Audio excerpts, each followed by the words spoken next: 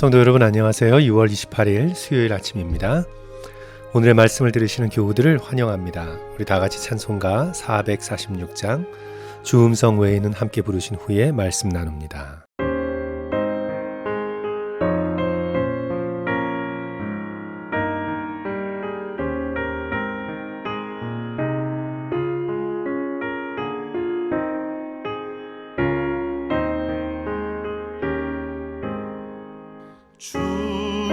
주음성 외에는 참 기쁨 없도다. 날 사랑하신 주 늘 계시옵소서. 기쁘고 기쁘도다. 항상 기쁘도다. 나 주께 왔사오니 복 주옵소서. 나 주께 왔으니 복 주시옵소서.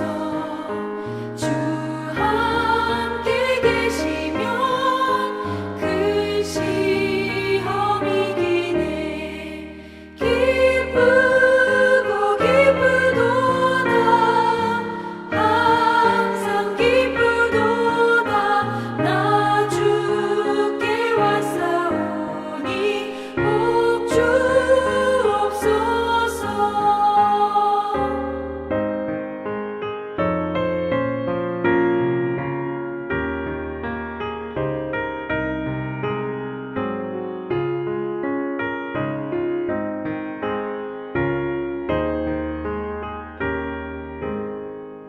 주 떠나가시면 내 생명 헛되네. 기쁘나 슬플 때 늘 계시옵소서. 기쁘고 기쁘도다. 항상 기쁘도다. 나 주께 왔사오니 복 주옵소서. 그 귀한 언약을 이루어 주시고 주 명령 따를 때 늘 계시옵소서. 기쁘고 기쁘도다. 항상 기쁘도다. 나 주께 왔사오니 복 주옵소서.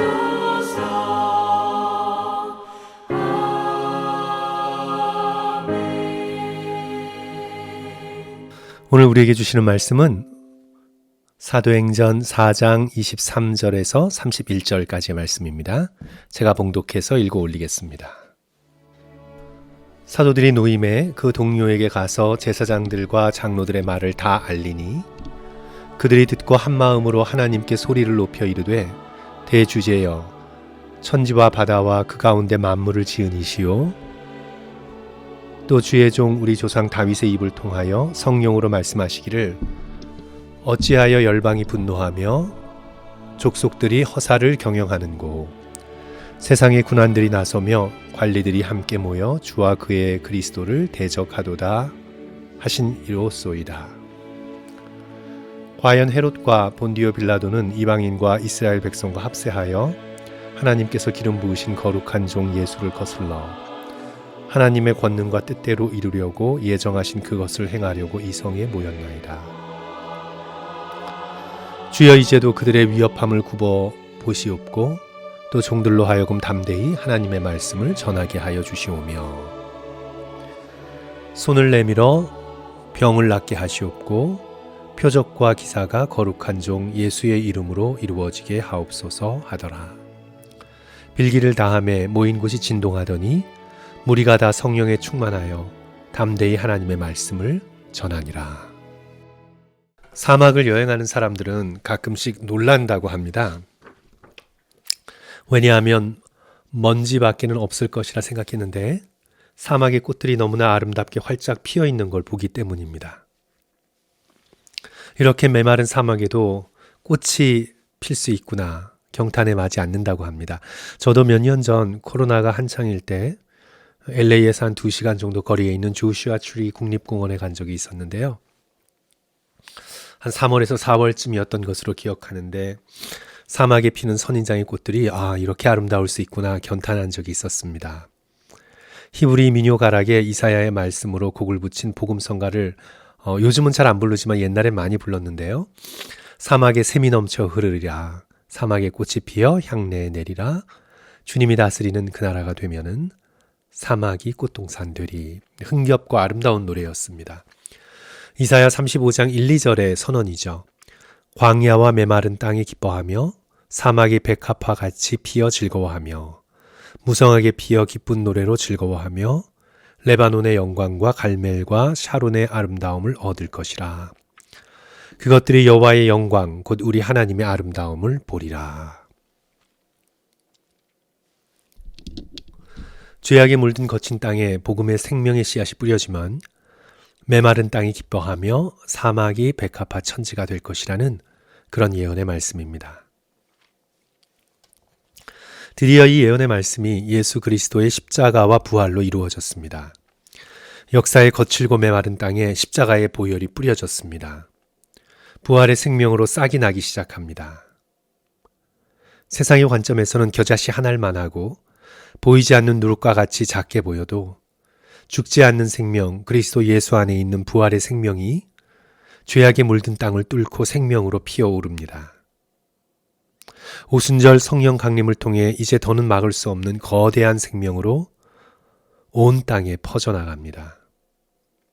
겁에 질려 숨어 있었던 제자들이 문을 박차고 나가 예수께서 그리스도요 부활하신 구세주임을 선포하지요.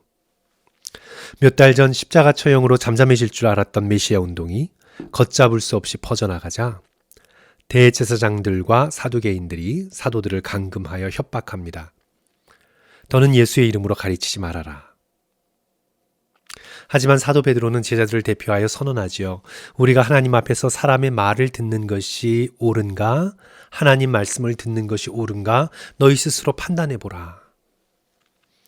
관리들이 어찌할 수 없어 풀어주면서 다시 협박합니다만 제자들은 굴하지 않고 예수 그리스도의 십자가와 부활의 복음을 더욱 담대하게 선포합니다. 도대체 이런 용기가 어디서 나온 걸까요? 물론 성령 충만함에서 나왔습니다. 하지만 자세히 오늘 말씀을 살펴보면 이 성령의 충만함과 함께 기도와 말씀이 이들 삶 가운데 자리 잡게 된 것을 보게 되죠.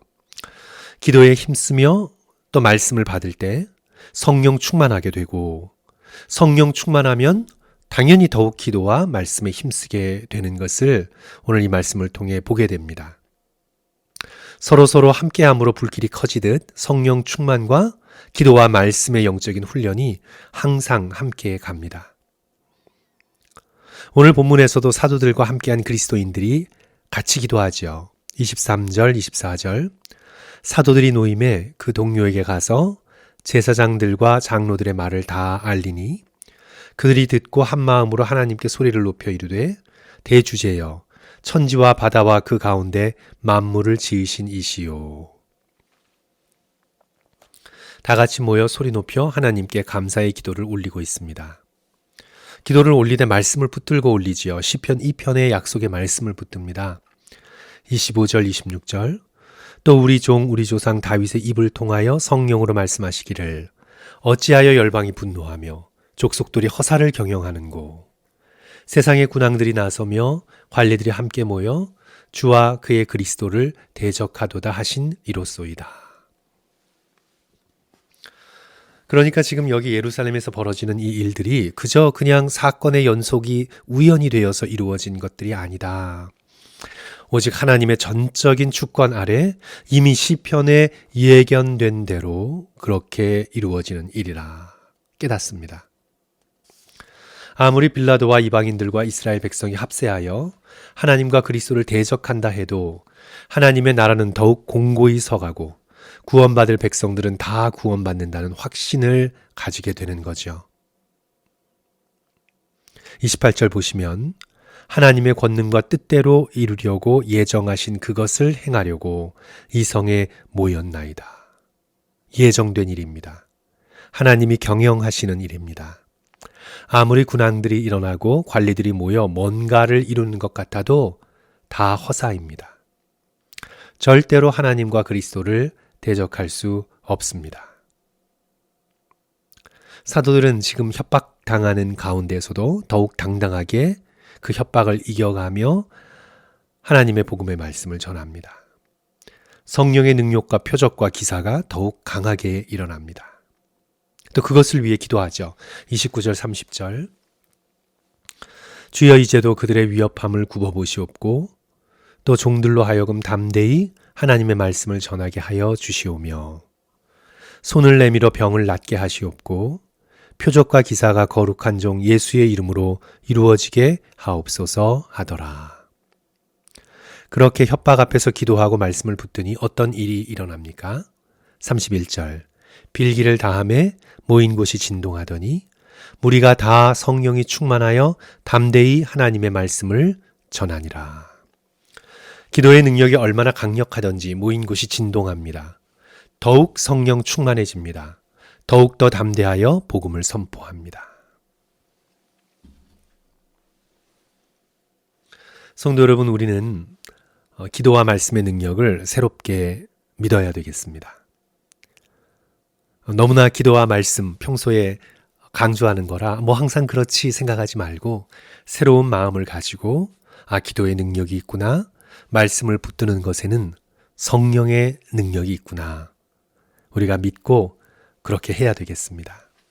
이 능력이 얼마나 큰지 사탄은 우리로 하여금 어떻게든 기도 못하게 하고 어떻게든 말씀의 눈길을 주지 못하게 합니다. 그 능력이 크기 때문입니다. 성도들이 기도하고 말씀 보면 사탄 자신이 설 자리가 없음을 알기 때문입니다. 뛰어난 복음주의자인 존 파이퍼가 어렸을 적 어머니가 성경을 선물로 주면서 맨 앞장에다 이렇게 써놓았다고 얘기해 주는데요. 존, 이 성경을 늘 가까이 하거라. 그렇지 않으면 죄가 너를 성경에서 멀리 떨어뜨릴 것이고 그러면 너는 곧 사탄의 먹이가 될 것이다. 선물을 주면서 쓰기엔 무시무시한 말이지요. 하지만 진리입니다. 죄에 빠지면 성경을 멀리하게 되고 성경을 멀리하면 할수록 사탄의 먹잇감이 됩니다.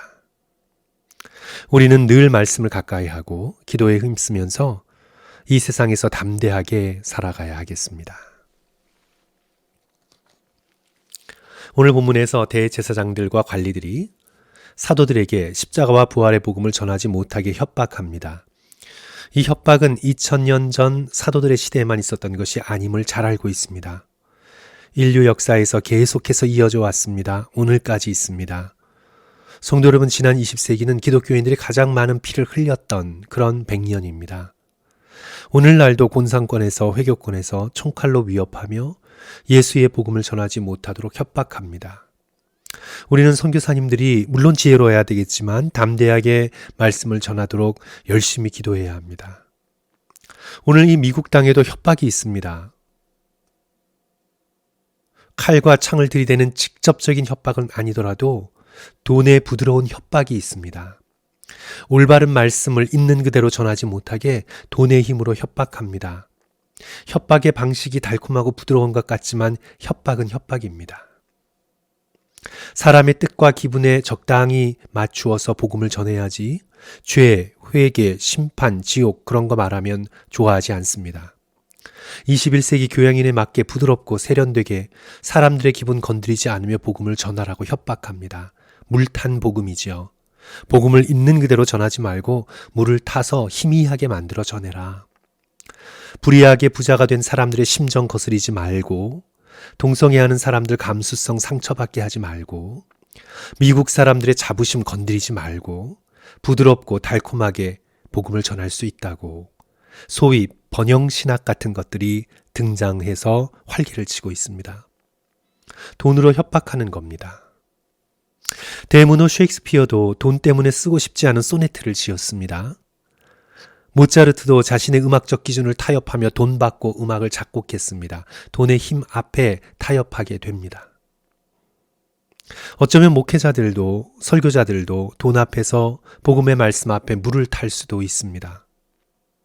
사람들 바라보며 적당히 기분 맞추는 복음을 전할 수도 있습니다.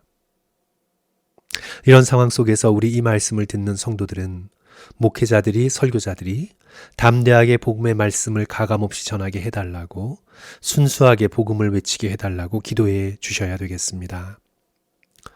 또한 우리 자신도 기회를 주시는 대로 복음을 담대하게 전할 수 있도록 지혜 주시고 용기 달라고 간구해야 합니다. 복음을 알지 못하는 친구들에게도 그저 정치 얘기, 쇼핑 얘기만 하는 게 아니라 물론 그런 얘기도 필요하겠죠.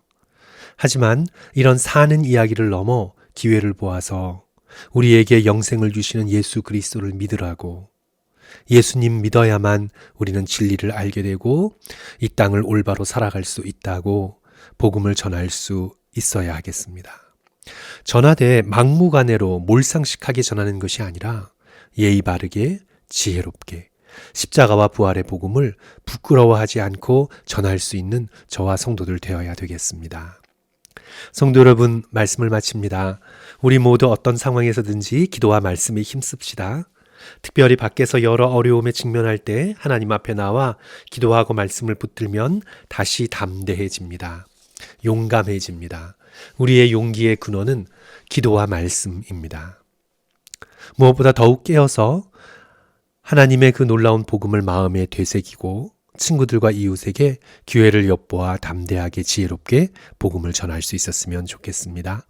오늘 사도들이 경험했던 성령 충만의 능력이 저와 여러분의 것이 되시기를 주님의 이름으로 간절히 축원합니다. 기도하겠습니다. 주님, 우리로 더욱 기도하며 말씀 보며 성령 충만함을 받도록 도와주세요. 특히 말씀을 전하는 목회자와 선교사님께 함께하여 주셔서 예수 그리스도의 복음을 타협 없이 담대하게 전할 수 있도록 역사해 주세요.